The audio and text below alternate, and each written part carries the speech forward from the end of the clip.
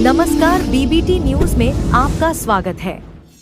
गौ भक्त होने के नाते हम तो ये कह रहे हैं कि धारा 370 लागू रहे तो अच्छा है।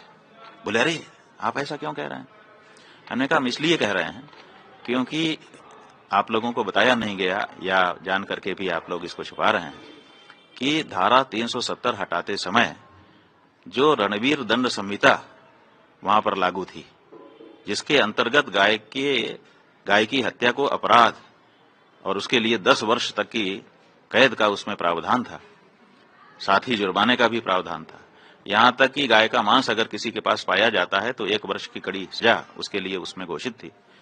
ऐसा कानून, उस कानून को 370 धारा के साथ हटा दिया गया और हटा करके अब वहां पर गौ हत्या को सहज घोषित कर दिया गया।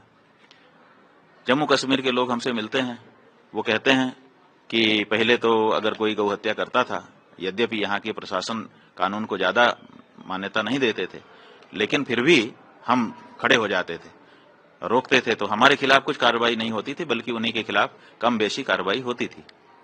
लेकिन अब उल्टा हो गया। अब हम जब खड़े होते हैं उनको रोकने के लिए, हमारी आंख के सामने गाय काटेगा और हम अगर रोकने के लिए खड़े हो जाएं तो हमारे ही ऊपर मुकदमा लागू हो जाता है कि तुम क्यों रोक रहे हो, कोई अपराध थोड़े कर रहा है। तो माने इतना परिवर्तन वहां की धरती पर आ गया।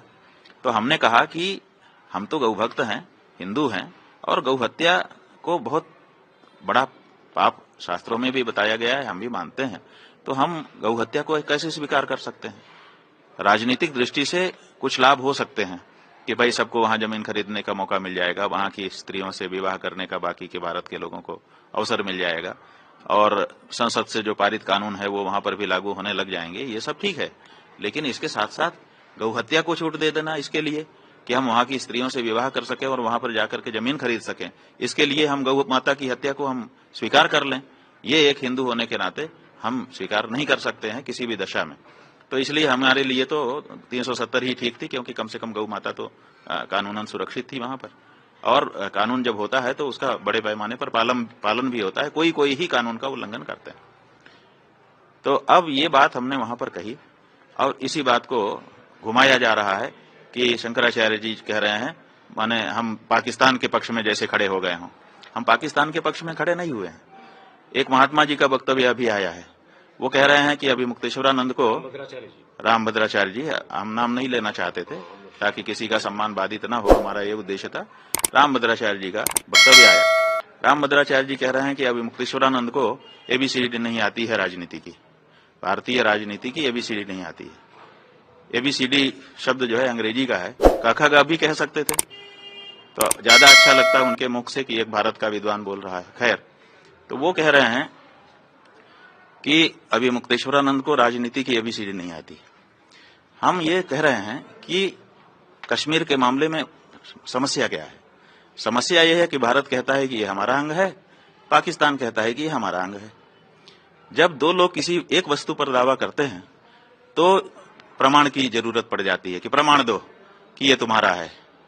तो अब भारत को भी प्रमाण देना है, पाकिस्तान को भी प्रमाण देना है। तो भारत क्या प्रमाण देगा? अभी तक तो हमारे पास बड़ा प्रमाण था कि देखिए ये हिंदुस्तान का हिस्सा है, इसलिए यहाँ हिंदू कानून लागू है।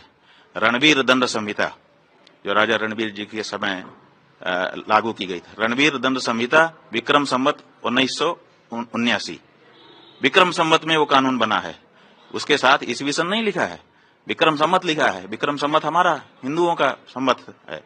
विक्रम संवत से जोड़ करके कानून पास किया गया है, और उसमें 10 साल तक की कैद है अगर कोई गौ हत्या करता है। यहां तक कि गौमांस अगर किसी के पास पाया जाता है तो 1 साल की कैद और दंड उसके लिए भी घोषित है। इतना कड़ा कानून गौ हत्या के बारे में जिस स्टेट में हो वो स्टेट पाकिस्तान का हो सकता है। अपने आप प्रमाणित हो जाता है कि ये हिंदुओं का स्थान है, यहाँ पर हिंदुओं का कानून चल रहा है। तो कश्मीर हमारा है, इस बात का सबसे बड़ा प्रमाण रणवीर दंड संहिता थी, गौ हत्या का निरोध था, गौ हत्या को दंडनीय अपराध घोषित किया गया कानून था। उस कानून को धारा 370 हटाने के बहाने हटा दिया गया। अब जब वहां पे गौ हत्या होने लग गई तो गौ हत्या हिंदुस्तान में होगी तो अपने आप पाकिस्तान का दावा बड़ा हो गया कि साहब यहाँ तो गौ हत्या जायज है और हमारा स्थान है। तो रणवीर दंड संहिता इस बात का प्रतीक है। गौ हत्या दंडनीय अपराध जिस भूमि पर है वो भूमि हिंदुस्तान की ही हो सकती है, चीख चीख करके, पुकार पुकार करके ये कानून कह रहा था। तो फिर राजनीति जानने वालों ने इतने बड़े प्रमाण को वहां से क्यों हटा दिया? 370 धारा हटाने के नाम पर आपने ये क्यों किया? और आपने पूरे देश में लागू कर दिया भारतीय जो पीनल कोड था, इंडियन पीनल कोड, भारतीय दंड संहिता, उसको अब भारतीय न्याय संहिता 2023 कहा जा रहा है। तो भारतीय न्याय संहिता में आपने वो प्रावधान क्यों नहीं लाए जो प्रावधान पहले से वहां रणवीर दंड संहिता के माध्यम से लागू थे? उनको आपने भारतीय दंड संहिता में क्यों नहीं स्थापित कर दिया? किस व्यक्ति ने मांग की थी कि इन दोनों कानूनों को हटा दिया जाए? किसी ने मांग तो नहीं की थी। रणवीर दंड संहिता की धारा 298 का और 298 का वो किस कारण से भारतीय न्याय संहिता का हिस्सा नहीं बन सकी? क्यों हटा दिया गया?